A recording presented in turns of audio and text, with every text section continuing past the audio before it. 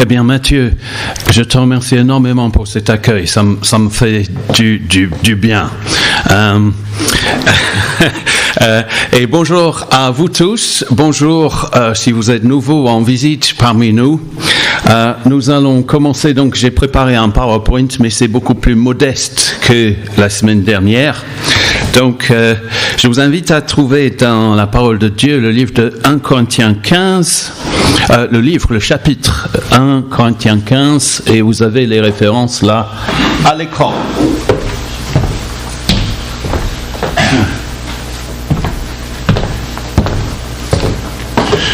Bon, j'ai mis de l'anglais comme titre. Il est parti le PowerPoint. Il est là. Donc, si vous ne comprenez pas l'anglais, donc c'est une déformation professionnelle, je vous apprendrai ce que ça veut dire. Si vous avez perdu votre latin, c'est pas grave. Nous allons lire les versets indiqués. Donc, c'est les versets 35 à 49. Et l'apôtre Paul dit, mais quelqu'un dira, comment les morts ressuscitent-ils? Et avec quel corps reviennent-ils? Insensé. Ce que tu sèmes ne reprend pas vie s'il ne meurt. Et ce que tu sèmes, ce n'est pas le corps à venir, c'est un simple grain de blé peut-être ou de quelque autre semence. Puis Dieu lui donne un corps comme il le veut. Et à chaque semence, il donne un corps qui lui est propre. Toute chair n'est pas la même chair, mais autre est celle des hommes, autre la chair des animaux, autre la chair des oiseaux, autre celle des poissons. Il y a aussi des corps célestes et des corps terrestres. Mais autre est l'éclat des corps célestes, autre celui des corps terrestres. Autre est l'éclat du soleil, autre l'éclat de la lune et autre l'éclat des étoiles. Même une étoile diffère en éclat d'une autre étoile. Ainsi en est-il de la résurrection des morts. Semé corruptible, on ressuscite incorruptible. Semé méprisable, on ressuscite glorieux. Semé plein de faiblesse, on ressuscite plein de force. Semé corps naturel, on ressuscite corps spirituel. S'il y a un corps naturel, il y a aussi un corps spirituel. C'est pourquoi il est écrit, le premier homme, Adam, devint un être vivant. Le dernier Adam est devenu un esprit vivifiant. Le spirituel n'est pas le premier, c'est ce qui est naturel. Ce qui est spirituel vient ensuite. Le premier homme, tiré de la terre, est terrestre. Le deuxième homme vient du ciel. Tel est le terrestre, tels sont aussi les terrestres. Et tel est le céleste, tels sont aussi les célestes. Et de même que nous avons porté l'image du terrestre, nous porterons aussi l'image du céleste. Dis donc, qu'est-ce que ça veut dire?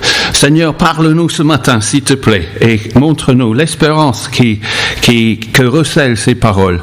Parle à nos cœurs qui n'entendent pas ma voix, mais ta voix, Seigneur, et aide-nous avec cette espérance à affronter cet avenir et ce climat anxiogène. Au nom de Jésus, Amen. Alors, Forever Young, prochaine diapo. Est-ce que vous avez vu cette affiche-là au Mans? Forever Young, c'est le numéro 2, c'est une sorte de fête qui a lieu dans les lieux culturels, sur le campus, à l'université, des concerts, des manifestations.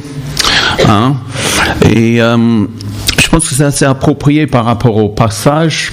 Seulement, ils n'ont pas honoré l'auteur de ces paroles, de ce slogan « Forever Young ». Forever Young, ça veut dire à tout jamais jeune, éternellement jeune. C'est comme un rêve, on voudrait rester éternellement jeune. On a des cures de jouvence, on a des antirides, on se teint les cheveux. Qui a écrit les paroles Forever Young? C'est un certain Bob Dylan. Bob Dylan qui a écrit ça. J'écris des chansons aussi, c'est pour cela que... Et c'est un prix Nobel de la littérature. Et la chanson, si vous avez le temps, si vous comprenez l'anglais, elle est paradoxale. C'est un chant très chrétien, les paroles, je dirais. Et il le chante toujours à l'âge de 81 ans. Il a sorti une nouvelle version de ça. Et c'est paradoxal de pouvoir chanter ça, parce que la jeunesse, en fait, c'est de faire pour les autres ce que d'autres pourraient faire pour vous. C'est un peu, ça incarne un petit peu les béatitudes. Et il parle des rêves et que l'on grimpe jusqu'aux étoiles et que l'on marche sur chaque marche de l'échelle. Ça, c'est Bob Dylan. Mais arrêtons la poésie et parlons de la réalité. Forever Young, prochaine diapo. Donc ça, c'est moi, j'avais une vingtaine d'années, c'est sur ma carte d'étudiant. Donc c'est l'âge où j'ai commencé à... Donc j'ai rencontré Mike et Alison qui sont parmi nous maintenant. On a fait des équipes d'évangélisation ensemble ici au Mans. Et puis quelques années plus tard, prochaine diapo. Donc ça c'est plus tard. Et puis prochaine diapo, voilà maintenant, vieil homme, grand cheveux, tout ça. Peut-être que vous entendez dans ma voix, c'est un peu rock, c'est pas une voix de rockstar. Je sens déjà la vulnérabilité de mon corps. Je suis malade. J'ai fait du vélo lundi soir et je suis rentré à minuit après une journée chaude, et dans la fraîcheur, je crois que j'ai attrapé un rhume, donc j'ai plein de médicaments dans mon sac, et c'est dur, il faut faire face à cette vulnérabilité. Et je ne sais pas à quoi ressemblera la prochaine diapo. Il n'y a rien. Donc voilà. C'est futile toutes ces tentatives de rester jeune en fait, parce que force est de constater, je vais le dire, on va mourir. On va mourir. Mais Christ a vaincu la mort. Ça, c'est la bonne nouvelle de l'Évangile. Et ça fait 2 dimanches que nous parlons de l'espérance que nous pouvons avoir à cause de la résurrection de Jésus d'entre les morts. Et le premier dimanche, nous avons parlé des preuves de la résurrection, donc les témoins oculaires, le tombeau vide, les vies transformées, dont celle de Paul, qui a prouvé le meurtre des chrétiens et qui a été bouleversé parce qu'il a rencontré Jésus vivant sur le chemin de Damas. Et dimanche dernier, nous avons vu que puisque Jésus est ressuscité, nous allons certainement ressusciter, revenir à la vie si nous avons cru en lui. C'est la vie après la vie, si vous voulez. Mais certaines personnes, les destinataires de cette lettre à Corinthe, s'opposaient à la résurrection. Ils n'étaient pas d'accord. Est-ce que c'est parce que leur culture ambiante, les Grecs, c'est parce qu'ils voyaient le corps comme une prison dont l'âme était libérée au moment de la mort? Vous voyez ça en philosophie peut-être. Et si bien qu'on entend presque leur moquerie au verset 35. Mais quelqu'un dira, comment les morts ressuscitent-ils? Et avec quel corps reviennent-ils? Voyons Paul, comment les morts ressuscitent-ils? Avec quel corps? Tu dis qu'ils se lèvent de la poussière ou qu'ils se lèvent du tombeau, que la poussière devienne squelette et puis ils sont revêtus de chair, ils ont des cheveux, des dents, des ongles. Voyons Paul, à quoi ressemblera ce corps dont tu parles tout le temps? Est-ce que on va revenir comme un bébé par exemple de 6 mois qui va ramper partout? Il faudra changer les couches toutes les 2-3 heures. Ou est-ce qu'on aura, Paul, des corps parfaits comme des mannequins dans les défilés de mode? Dis-nous, Paul, on a hâte de savoir. Et peut-être que certains ici se posent la même question. Comment est-ce possible que les morts soient ressuscités? Comment cela peut-il arriver, Bob? On a franchement du mal à envisager une résurrection matérielle, corporelle, chair et os. Et donc on est peut-être un peu comme ces Corinthiens, pensant que nous allons planer vaguement quelque part, un peu éthéré sur un nuage, comme dans les tableaux de la Renaissance, peut-être à cause de certains enseignements que nous avons pu entendre. Dès lors que l'on admet une résurrection corporelle, on peut se demander, je serai comment quand je serai ressuscité? Est-ce que j'aurai un corps de bébé ou un corps comme le mien, jeune et beau, quand j'avais 20 ans ou à 40 ans ou maintenant, toujours plein de villages? C'est pas une question théorique que je nous pose, que le passage nous pose. Si on prend à cœur cet enseignement, ça peut nous dynamiser, nous donner courage face au défi du vieillissement, si on doit subir une intervention chirurgicale, face à la peur, et ce passage peut changer notre regard sur le corps, sur la vie, sur notre avenir. Paul est un peu comme l'instituteur ici, à la rentrée des classes, et il nous rappelle les fondamentaux. Donc on va faire comme ça. Donc au premier paragraphe, dans les versets 36 à 38, il nous ramène à l'école primaire pour un cours de biologie. Ce que tu sèmes, insensé, ce que tu sèmes, tu devrais savoir, ne reprends pas vie s'il ne meurt. Et ce que tu sèmes, ce n'est pas le corps à venir, c'est un simple grain de blé peut-être, ou de quelque autre semence. Puis Dieu lui donne un corps comme il le veut, et à chaque semence, il donne un corps qui lui est propre. La leçon est très simple. Je ne sais pas si en CM2, j'ai peut-être appris ça. Ce que tu sèmes, ce n'est pas la plante qui poussera. La graine ne ressemble pas à la plante. Bon, pour illustrer ça, j'ai amené des graines. Ok, je vais les distribuer. Vous prendre de la graine. Donc, là, il n'y a pas d'étiquette. Donc, vous passez ça, puis vous passez ça. Et là, il va falloir les prendre dans ma main parce que là, il y a une étiquette. Donc, il faut faire très attention pour me rendre les graines après parce que ma femme sera pas très contente si je ne lui rends pas ces graines. Oui. Pardon, on a oublié. Des graines. Voilà, des graines. Bon, j'en ai pas assez pour tout le monde. Voilà. Alors, ça va? Tout le monde est heureux? Voilà.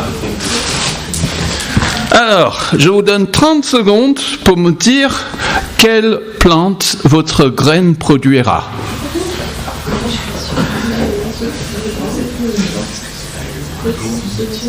Waouh!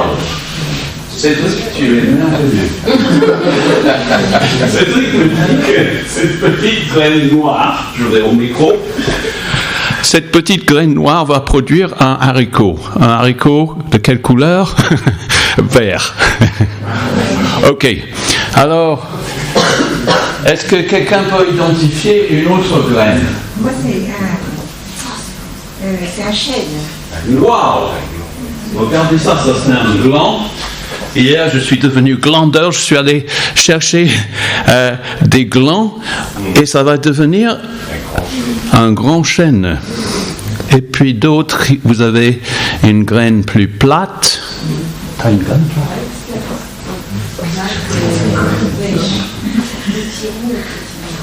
Voilà. Ces graines-là, c'est des petits marrons. Ok? Alors, on est d'accord. Aucune de ces graines ne ressemble à la plante qui en ressortira, n'est-ce pas? Hein? Donc les versets 37, 38 disent, c'est ce que Paul nous dit, ce que tu sèmes, ce n'est pas le corps à venir, c'est un simple grain de blé peut-être ou de quelque autre semence, petit, marron, etc. Puis Dieu lui donne un corps comme il le veut. Et à chaque semence, il donne un corps qui lui est propre.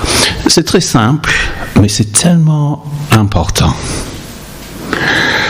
Il n'y a aucune ressemblance vraiment entre la graine et la plante, et une graine n'est rien du tout en fait sans qu'on la mette dans la terre.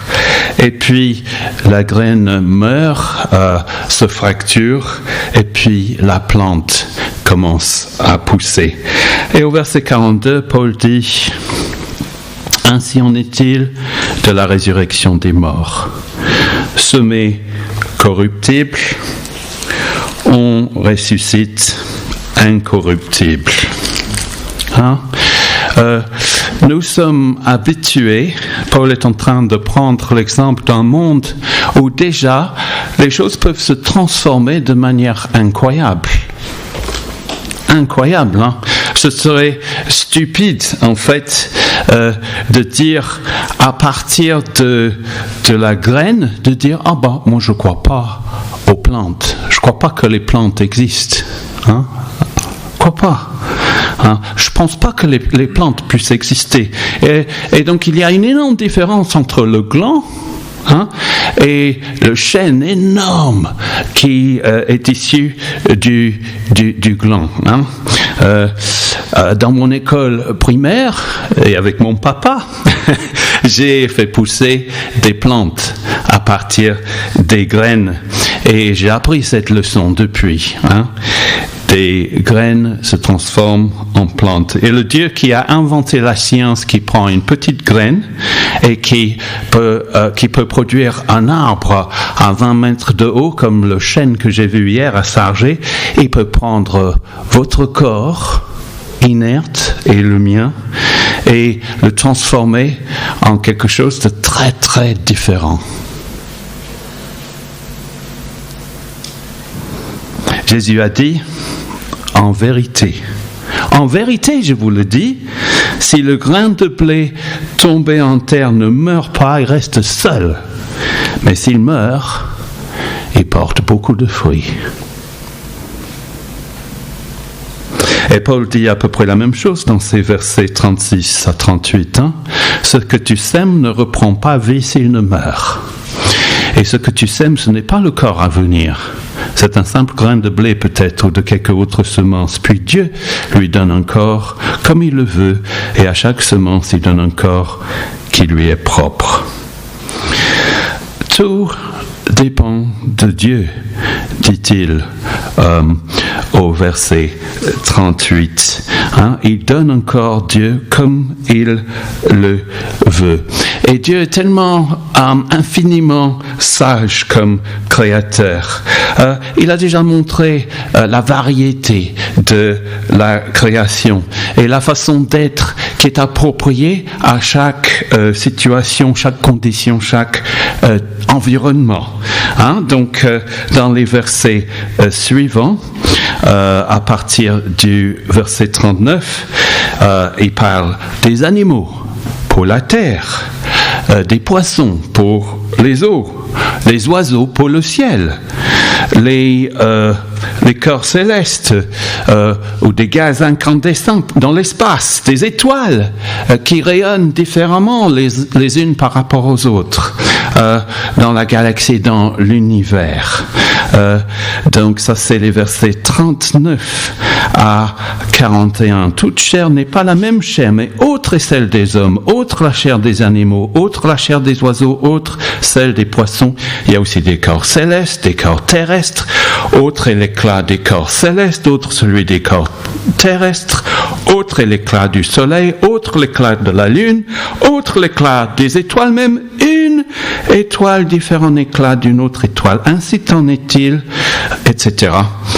Dieu n'aura pas de problème pour nous préparer une place auprès de lui. S'il sait situer les étoiles dans le ciel, le soleil et la lune, s'il sait faire vivre et pulluler des éléments sur la terre, Dieu n'a fait jamais d'erreur. Jésus a dit que votre cœur ne se trouble pas. Croyez en Dieu, croyez aussi en moi. Il y a beaucoup de demeures dans la maison de mon Père. Et si ce n'était pas le cas, je vous l'aurais dit, je vais vous préparer une place. Et puisque je vais vous préparer une place, je reviendrai et je vous prendrai avec moi afin que là où je suis, vous y soyez aussi. Vous savez où je vais et vous en savez le chemin. Vous savez, ces versets que je vous ai lus sur le ciel, les étoiles, les animaux, les poissons, etc., ça ressemble à quoi ? On dirait Genèse 1, le récit de la création au départ. Et Paul est en train de dire que grâce à la résurrection de Jésus, ultimement tout sera renouvelé. Et on a vu dimanche dernier que ça commence avec nous. Ce monde nouveau que l'on a découvert à travers Jésus entre en nous avec son énergie, sa vie, son esprit.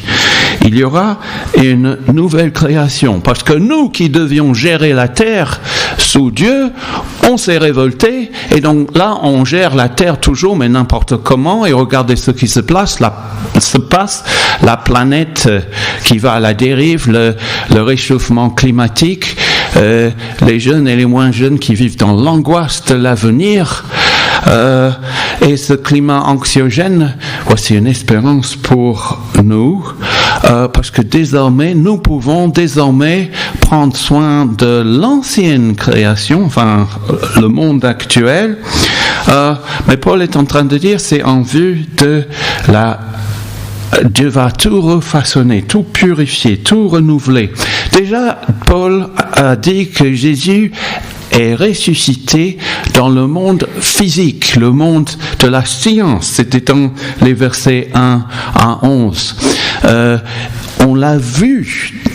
Il y a eu des témoins oculaires, plus de 500 personnes à la fois. On a pu le toucher, on a pu manger avec lui et Jésus a fait un impact dont les vagues se ressentent toujours dans notre univers réel, physique, scientifique, n'est-ce pas ? Et donc, on passe, je crois que je suis allé dans un cours de lycée terminal là, on va dans un cours universitaire maintenant. On devrait pouvoir donc parler des corps meilleurs que nos corps actuels, notre corps actuel.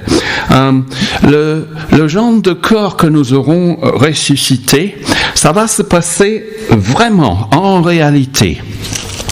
Dieu est en train de tout recréer, de créer, donc de renouveler la création avec un nouvel Adam. Et dans le verset 45, Paul cite le livre de la Genèse. C'est pourquoi il est écrit « Le premier homme, Adam, devint un être vivant. Le dernier Adam est devenu un esprit vivifiant. » Alors, Adam, le premier homme, devient un être vivant, une âme vivante si vous voulez. Mais Jésus surpasse de loin. Il est un Adam différent. Il est appelé ici donc le dernier Adam. Jésus est devenu un esprit vivifiant. Et Paul, en citant Genèse, il est à l'apogée de la première création. Dieu, je ne sais pas, c'est poétique le texte sur la création, mais c'est vrai. Dieu a... Est-ce qu'il a esquissé une forme humaine dans la poussière ? C'est de la poussière, et puis Dieu se penche, il souffle dans ses narines, et Adam prend vie. Adam devient donc un être vivant et c'est le summum de la première création. Mais le verset 45 dit, il y a une suite. Il y avait un deuxième moment,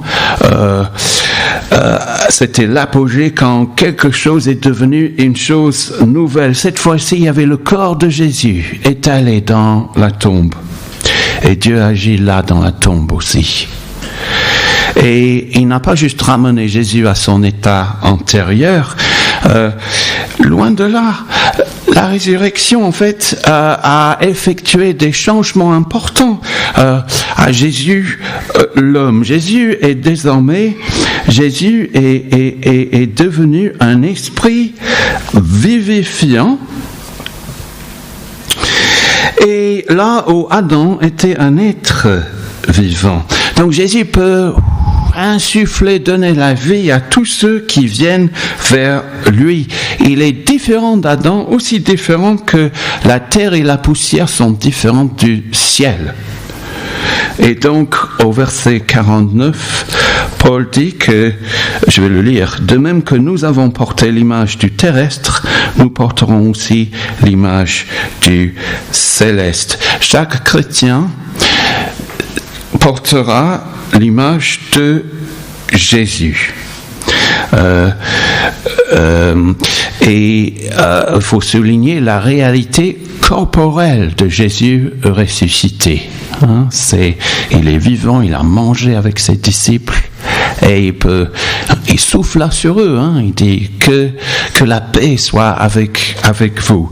C'est comme l'avenir qui entre dans notre présent. Ça, c'est un peu la logique de Paul. C'était un cours peut-être comme la fac, mais il y a une émotion dans ces versets qui ressort dans les contrastes à partir du verset 42. À quoi ressemblera ce nouveau corps que nous aurons? Ces contrastes s'adressent à la culture des Grecs. N'oublions pas que les Grecs méprisaient le corps. Les corps sont faibles. Ça tombe en défaillance. Il faut intervenir sur des corps. Et puis, ça devient de plus en plus déshonorable et méprisable. Et en quelque sorte, nous en France, on n'est pas aussi évolué que la culture grecque. Parce que nous pensons que nos corps sont bien, il y a des défilés de mode. On aime nos corps, on fait de la muscu, on fait du vélo, Et Paul dit oui, vous effectivement, vous avez raison. Ces corps, en fait, sont faibles. Et il dit aux Grecs, sont en train de tomber, de défaillir. Mais il s'adresse, Dieu, à cette question. Dieu, au lieu de nous offrir une éternité où on va flotter, planer sur des nuages quelconques, Dieu va nous donner une existence encore plus réelle, encore plus physique et dynamique. Et ça se voit dans les contrastes dans ces versets. À partir du verset 42, on est comme la graine qui est plantée, semée dans la terre. Et au verset 42, semée corruptible, on ressuscite incorruptible. Waouh! Vous voyez, nos capacités diminuent. On perd la mémoire, on devient de plus en plus faible, on se fatigue plus vite. On n'est plus au sommet de notre forme. Et ça peut être assez humiliant quand on oublie des choses au milieu d'une réunion. Mais au verset 43, semé plein de faiblesse, on ressuscite plein de force. On retrouve la vigueur, la vitalité, la vie et notre... vous savez que notre corps peut devenir infirme et faible à cause des ravages du temps. Ça, c'est une réalité. Et à cause des contraintes et des limites de l'état actuel de la création. Et que, vous savez que cette faiblesse corporelle peut être exacerbée par nos propres choix erronés, voire par nos péchés. Et certaines personnes peuvent être affaiblies dans leur corps à cause de certaines dépendances. Ou bien, on sait bien que l'esclavage au péché peut produire des troubles psychosomatiques. Et donc, les propos de Paul, dans leur ensemble, nous incitent à mener des vies agréables à Dieu. Quand Paul écrit aux Corinthiens, il insiste sur l'importance du corps. On ne fait pas n'importe quoi avec notre corps sous prétexte qu'il ne vaut rien. On ne va pas aller voir des prostituées, on va rester fidèle. On ne va pas aller à l'église dans un état d'ivresse pour prendre la Sainte Seine. On ne va pas dire je suis le plus fort, etc. On ne fait pas n'importe quoi. Et en fait, si on prend à cœur cet enseignement de Paul sur la nouvelle réalité, la nouvelle création, on ne va pas perdre courage face au défi de voir le médecin pour une intervention. Je me souviens, j'ai dû faire un scan l'an dernier pour un truc et je me suis dit non, j'ai prié pour les autres, j'ai prié pour ceux qui étaient plus malheureux que moi, ceux qui souffraient. Et puis j'ai eu le résultat, puis j'aurai un autre scan, d'autres tests cette année. Mais je préfère penser à ce que dit Paul, et je trouve courage. Plus tard, dans sa deuxième lettre aux Corinthiens, il dit, c'est un refrain, c'est pourquoi nous ne perdons pas courage. Et même lorsque notre homme extérieur se détruit, notre homme intérieur se renouvelle de jour en jour.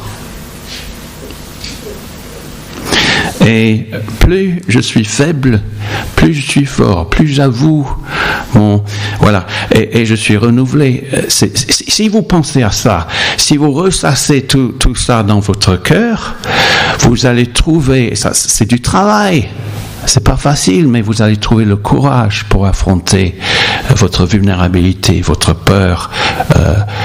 Je pourrais en dire bien plus, mais si vous avez envie de lire ce qu'il dit sur le courage et l'espérance, je vous recommande une lecture dans 2 Corinthiens 4, à partir du verset 16, et puis jusqu'au chapitre 5, verset 10. 2 Corinthiens 4, 16 jusqu'à 5, 10. Vous voyez, il dit, chapitre 5, nous savons en effet que si notre demeure terrestre, qui n'est qu'une tente, ça c'est notre corps, c'est comme une tente, est détruite, nous avons un édifice gardé pour nous qui est l'ouvrage de Dieu, une demeure éternelle qui n'a pas été faite par la main des hommes. Aussi, nous gémissons dans cette tente, désireux de revêtir notre domicile céleste par-dessus l'autre. Si on a les yeux braqués sur l'avenir, l'avenir devient plus solide, plus fort, et on a plus de vision par rapport, et plus de capacité pour gérer notre vulnérabilité et notre sort ultime. Et si on passe, si le pire arrive, c'est pas le pire, parce que je passe tout de suite dans la présence de Dieu. Amen. Merci pour votre écoute, que Dieu vous bénisse. Merci, Paul.